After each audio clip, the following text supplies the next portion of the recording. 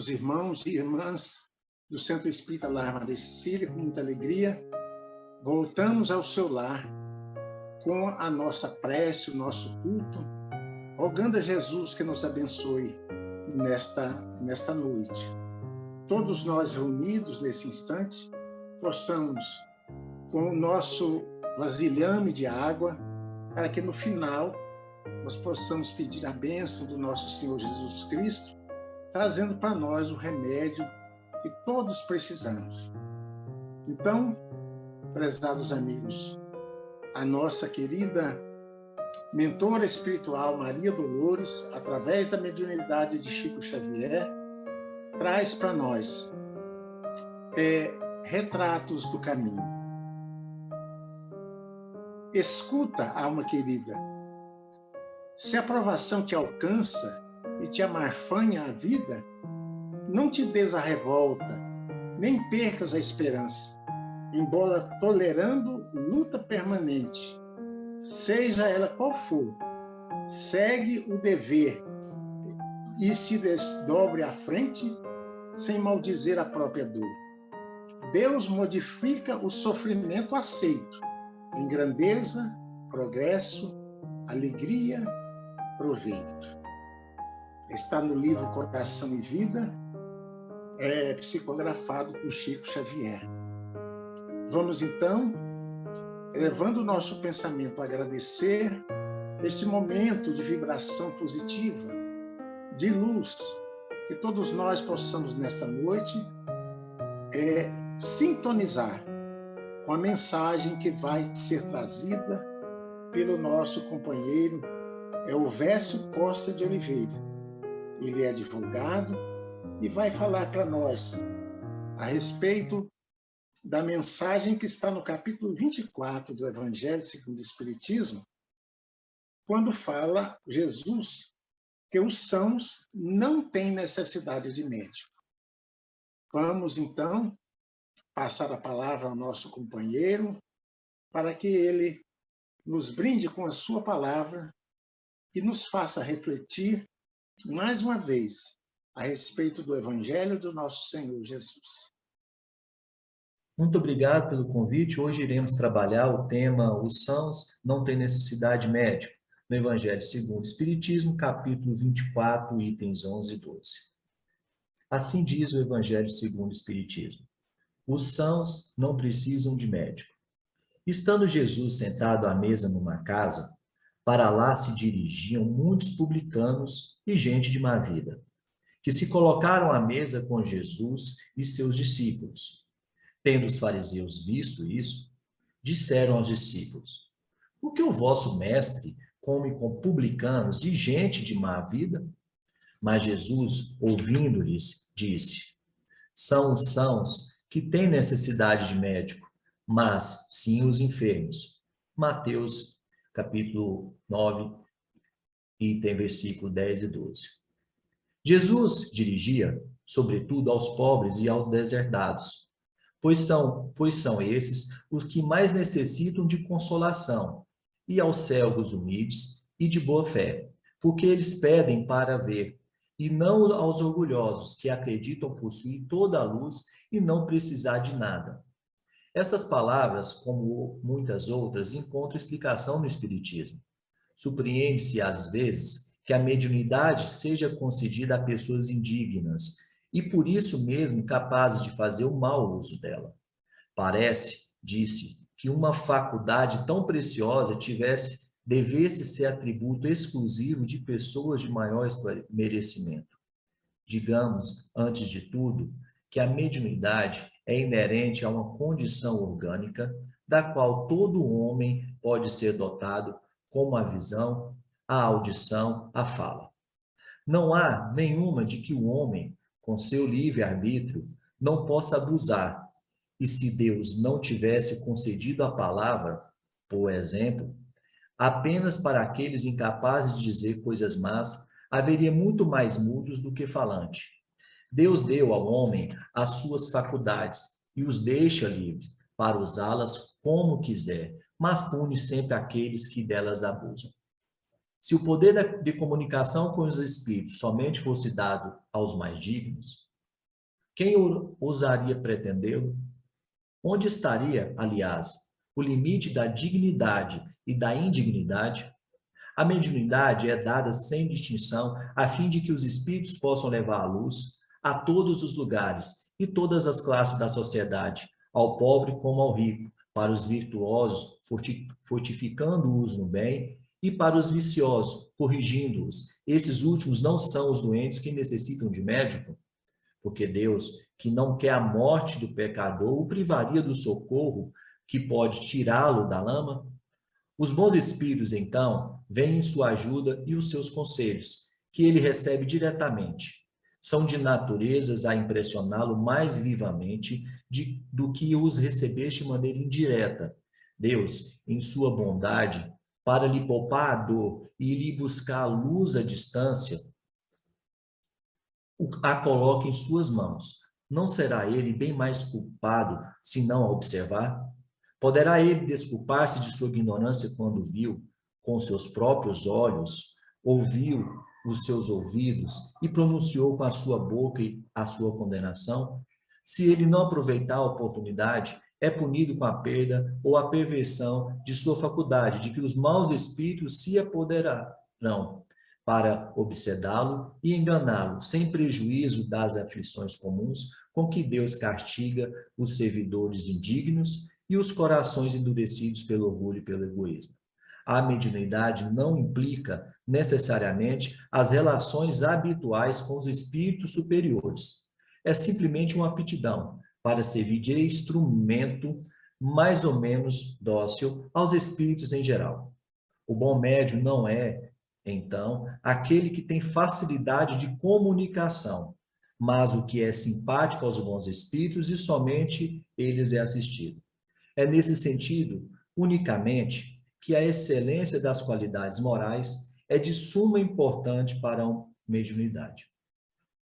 Pois bem, meus irmãos, eu fiz a leitura desse trecho que nós iremos trabalhar, até mesmo para facilitar o esclarecimento e a oportunidade que eu tenho de compartilhar com vocês o meu entendimento. Jesus, antes de mais nada, ele explica em toda a sua obra, em toda a Bíblia, nós encontramos em torno de 47 parábolas. Ou seja, 30% das palavras de evangelhos são em alegorias e parábolas. Por que isso? Antes de mais nada, até para que possamos explicar esse trecho do Livro dos Espíritos e o significado desse tema, ele utilizou técnicas pedagógicas que representam um raciocínio, que é, no caso, uma breve narração, facilitando a memorização do ensinamento do fundo. Na verdade, o ensinar através de parábolas, ele consegue demonstrar, Jesus mostra verdades e fatos conhecidos daquela época. E o mais interessante, como era necessário naquela época, a palavra de Jesus, ela causava desconforto aos fariseus, a toda política, no caso, na época, em Jerusalém. Então, as parábolas, elas serviam como uma forma de ocultar os seus ensinamentos. Então, as obscuridades do evangelho, elas foram propositalmente colocadas pelo Mestre Jesus para esconder, para dar a verdadeira essência de seus ensinamentos através das parábolas. E outro ponto que é muito importante para que nós possamos compreender a forma pedagógica de Jesus para utilizando as parábolas nos seus ensinamentos, é que ela permitia a verdadeira compreensão do seu significado para aqueles discípulos, para aqueles seus iniciados. Por que isso? Esses ensinamentos, eles foram uma forma de garantir que o seu significado perdurasse através do tempo. E ao longo da história, o que acontece? Ao longo da história, esses ensinamentos foram mantidos.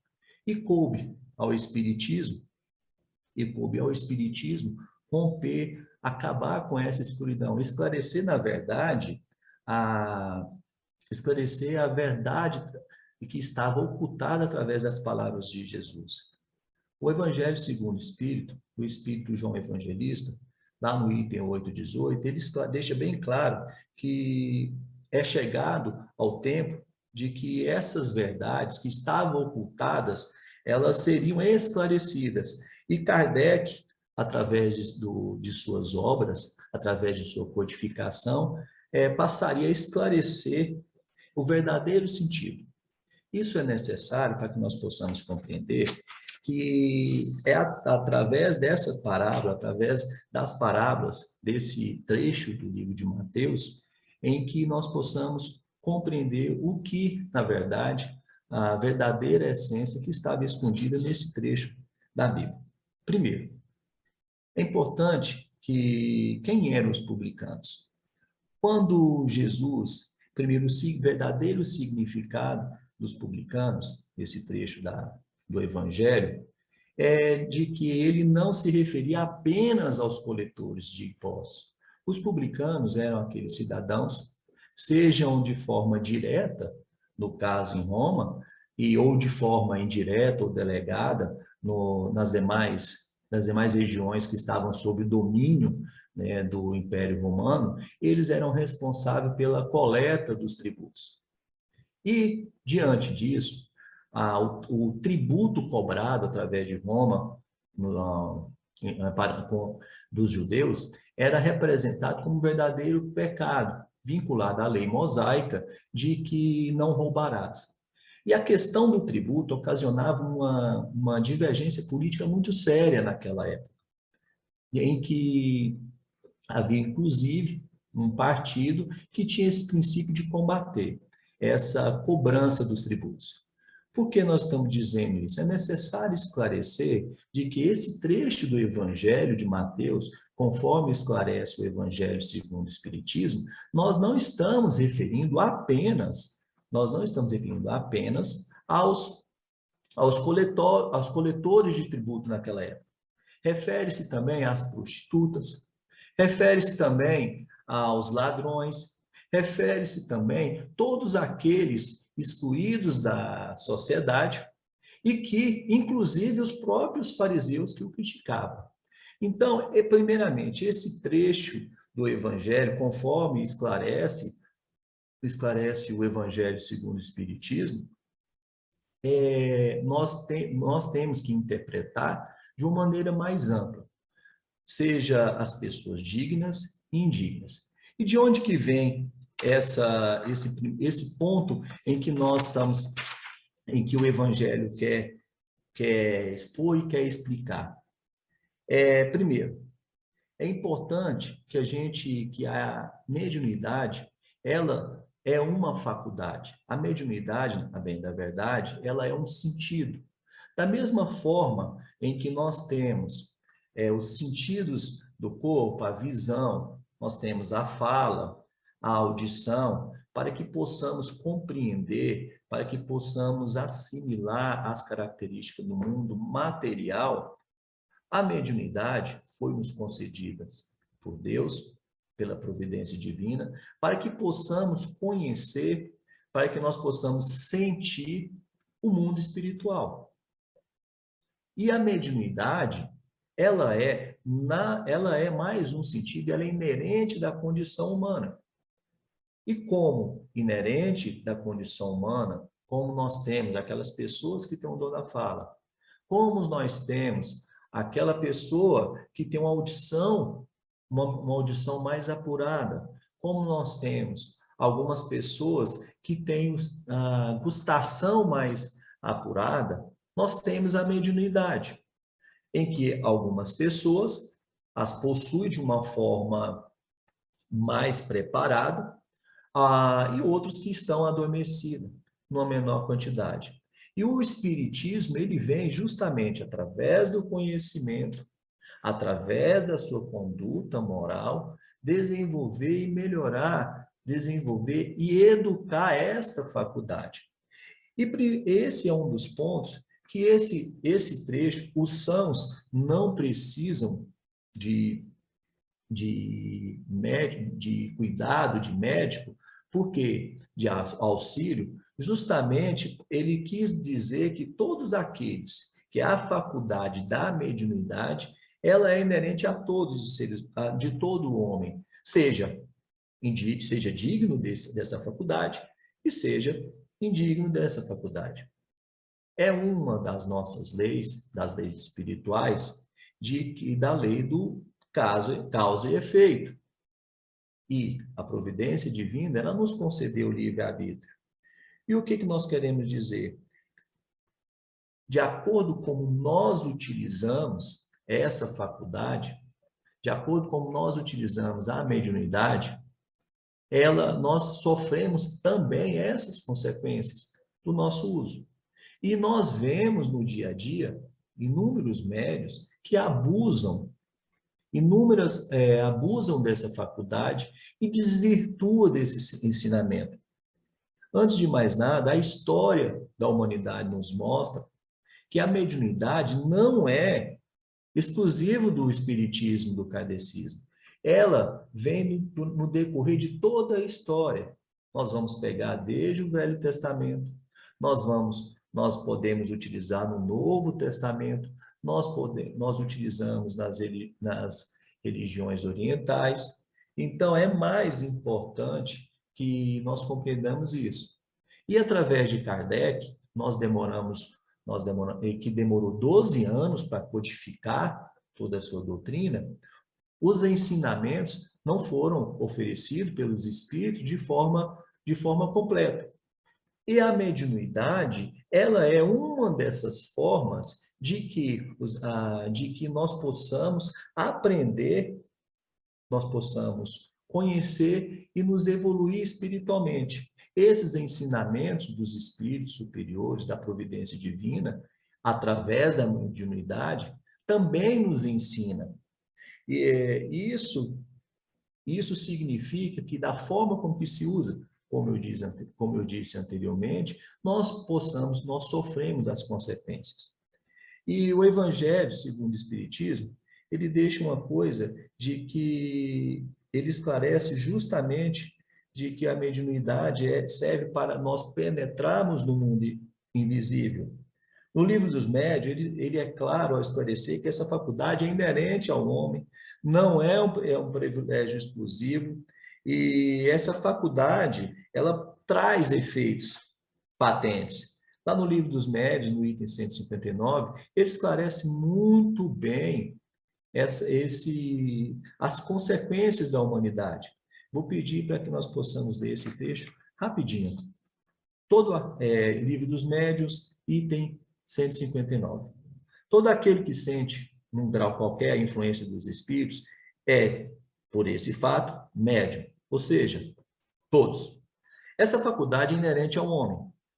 Não constitui, portanto, um privilégio exclusivo. Isso é bom para que nós possamos compreender que o médium não é um ser escolhido, algo que fosse excepcional. Por isso mesmo, raras são as pessoas que dela não possuem alguns rudimentos. Pois pode dizer-se que todos são mais ou menos médiuns. Todavia, usualmente, assim só se qualificam aqueles quem a faculdade mediúnica se mostra bem caracterizado e se traduz por efeito patentes de certa intensidade, o que não depende de uma organização mais ou menos sensitiva. É de notar-se, além disso, que essa faculdade não se revela da mesma forma em todos. Geralmente, os médiuns têm uma aptidão especial para os fenômenos, desta ou daquela ordem, de onde resulta que formam tantas variedades quanto as espécies de manifestações.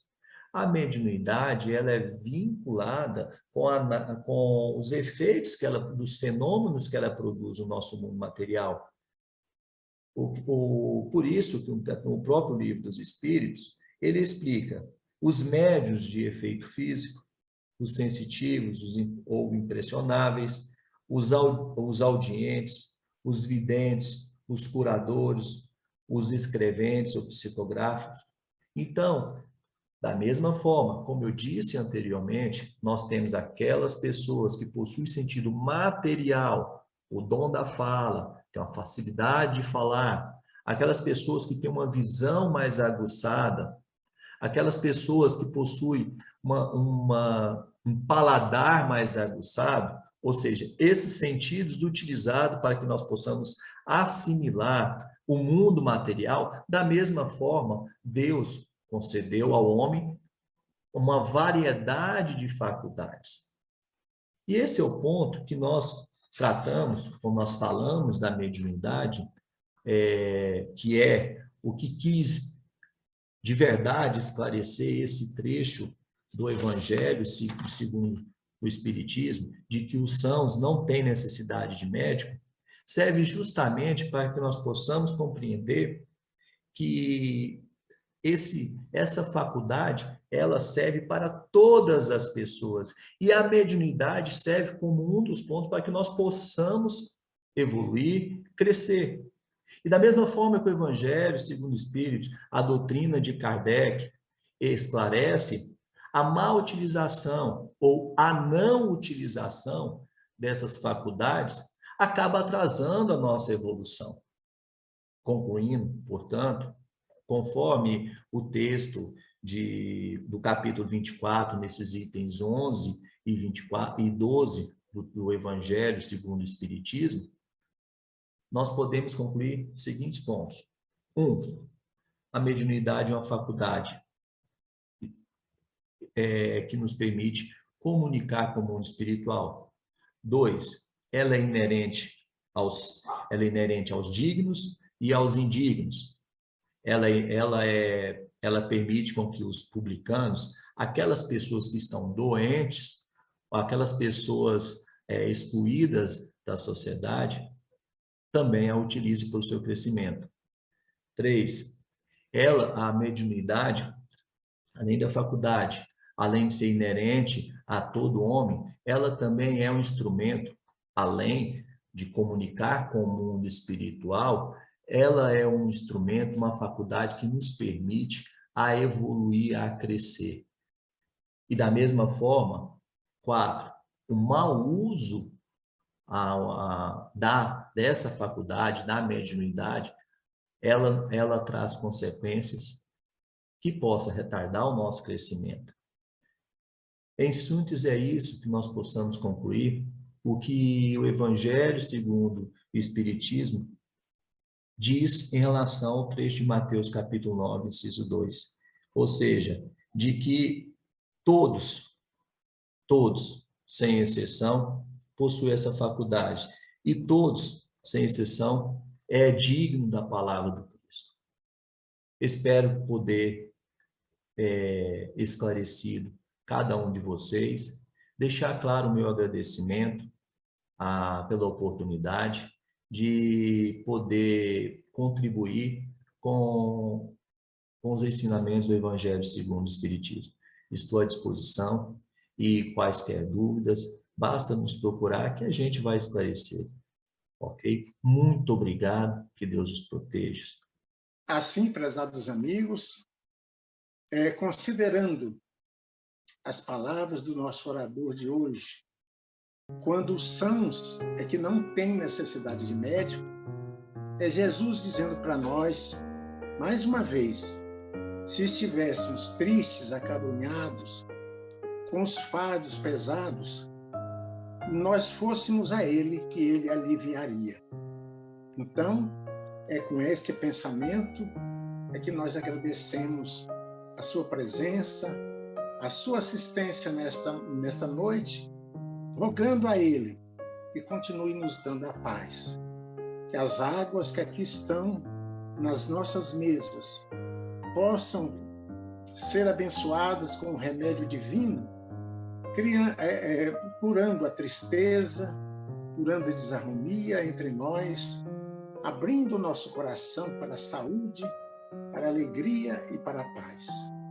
Nós agradecemos a sua presença e que a paz de Deus esteja sempre conosco, pedindo a Jesus, nos abençoe, Senhor, nos dê alegria, paz, confiança, e que possamos perseverar no conhecimento e na execução das tuas leis divinas de amor e de caridade para cada um de nós. Que Jesus nos abençoe, que assim seja, agradecendo as palavras do nosso companheiro Elvésio, que trouxe para nós a inspiração divina para as lições que precisamos aprender nesta aula. Que assim seja.